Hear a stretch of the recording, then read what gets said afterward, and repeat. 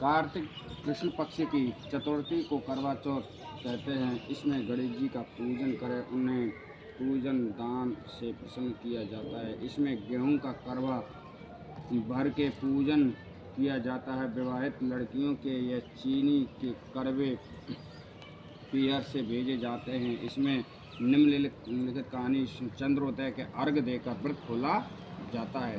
कथा, एक साहूकार था, उसके 7 बेटे थे और एक बेटी थी। वह 7 भाइयों की प्यारी बहन थी। एक साथ ही बैठकर खाना खाते थे। एक दिन कार्तिक की चौथ आई और तो उसकी बहन ने करवा चौथ का ये व्रत रखा। सारे भाई भोजन करने कर आए और अपनी बहन से बोले, आ बहन तू भी खाना खा ले। उनकी माँ बोली, आज यह खाना नहीं खाएगी, इसका करवा चौथ का व्रत है, तब चांद निकलेगा तब यह खाना खाएगी। तो उसके भाई ने छल कपट से जंगल में आग जलाकर छलनी में से चांद दिखा दिया। वह तब भाभी बोली, चलो भाभी चांद निकल आया, अर्घ दे दें।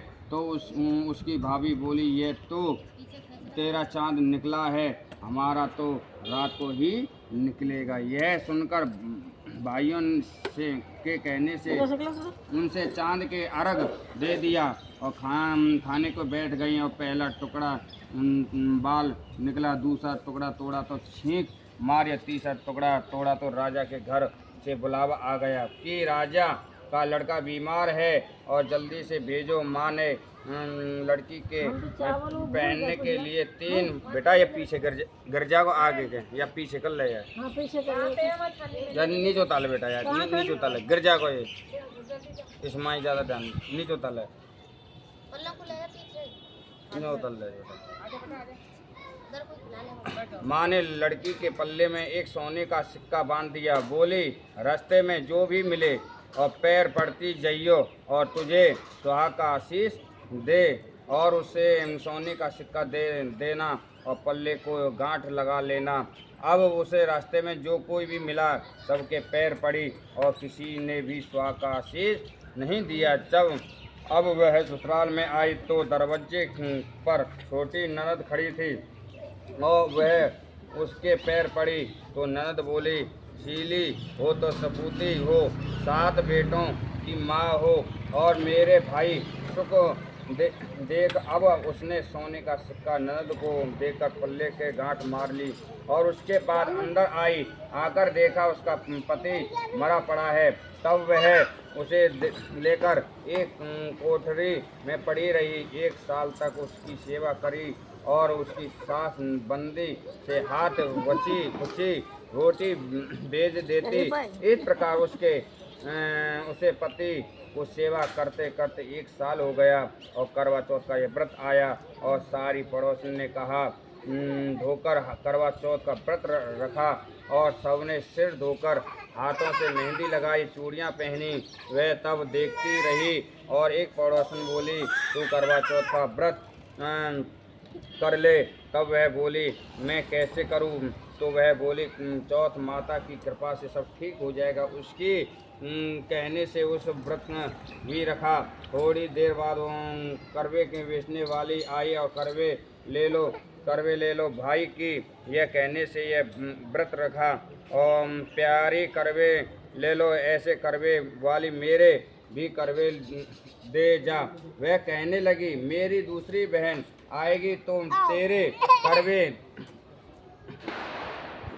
देगी। दूसरी आई, करवे ले लो भाई की प्यारी करवे ले लो, ए करवे वाली मेरे को भी करवे दे दे।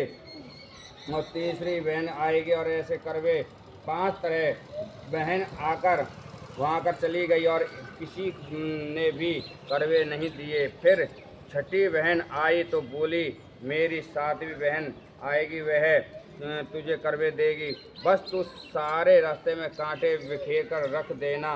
वह खूब चिल्लाती हुई आएगी तो उसके पैर में कांटा चुभ गया और तू सुई लेकर बैठ जाना, उसका पैर पकड़कर छोड़ना मत, उसके पैर में कांटा निकाल देना और वह तेरे को आशीर्वाद देगी।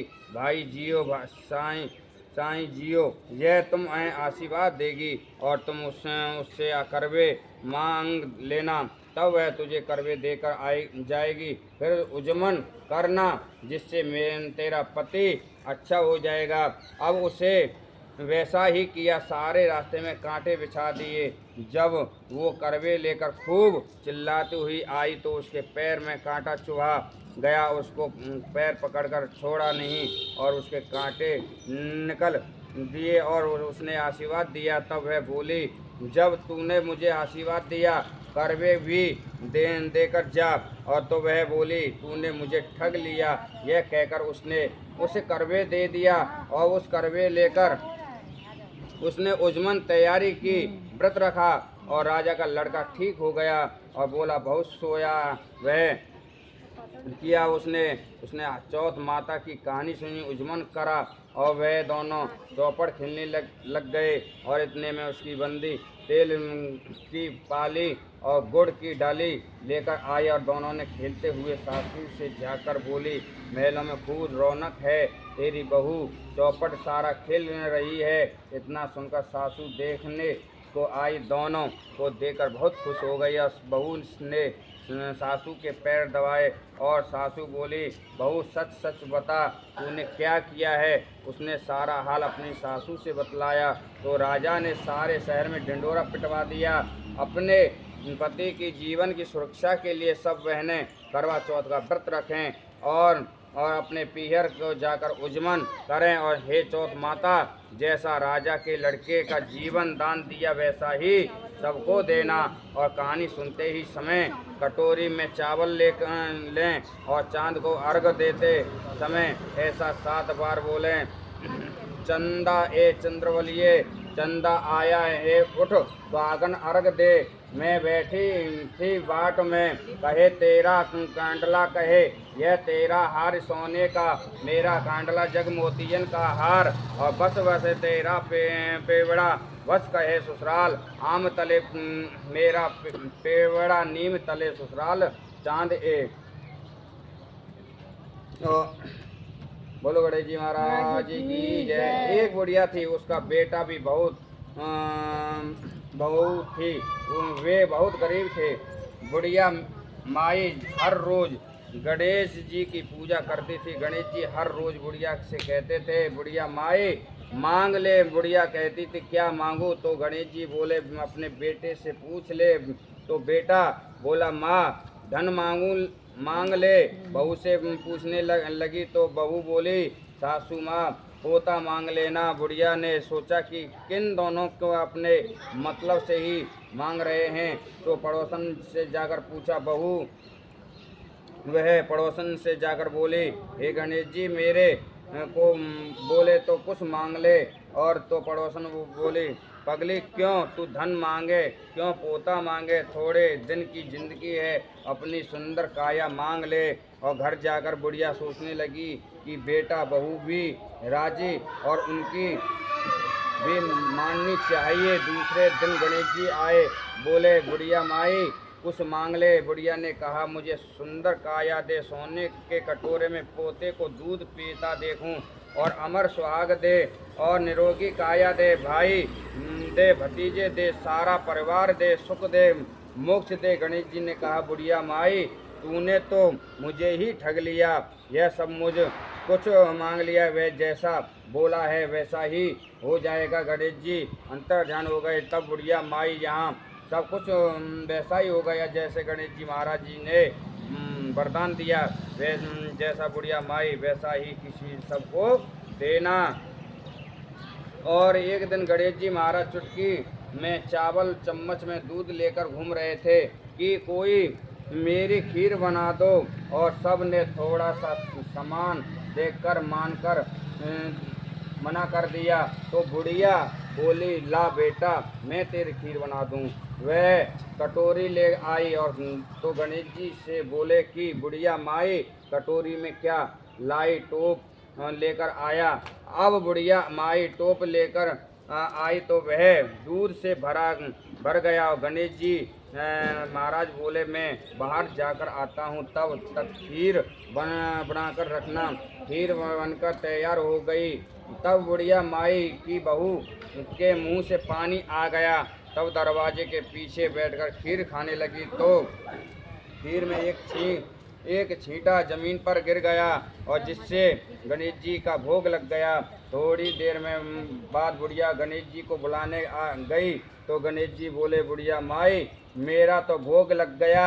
जब तेरी बहू ने दरवाजे के पीछे बैठकर खीर खाई तो एक छींटा जमीन पर गिर पड़ा था और मेरा तो भोग लग गया है। बुढ़िया जल में डालते हैं ना। इसके ऊपर निकाल के ले जाओ। दक्षिणा भी रख। हाँ बेटा। तो बलगम बांधना।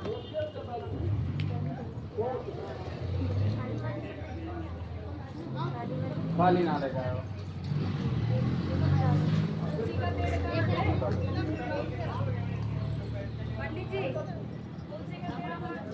तुलसी का पेड़ यही होगा भैया। गमले में पंडित जी आपकी दक्षिणा। इसमें ये सुहाग का सामान है पंडित जी। ये सुहाग का सामान पंडित जी देखिएगा। इसमें दक्षिणा पड़ी है पंडित। हाँ नहीं मतलब बता रहे हैं सुहाग का पंडित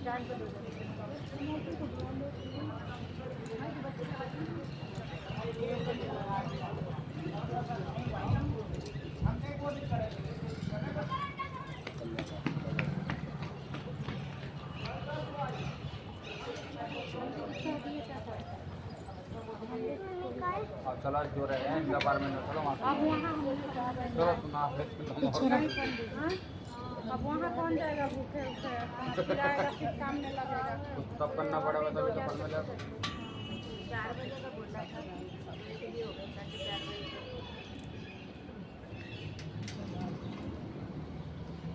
राम राम। हाँ Ram Ram.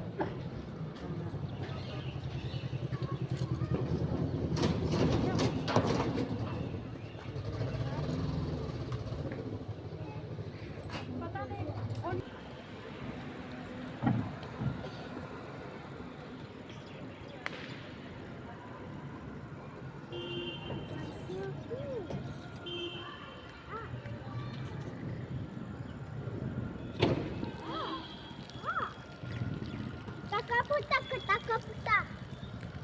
Lala ma takaputa. Takaputa.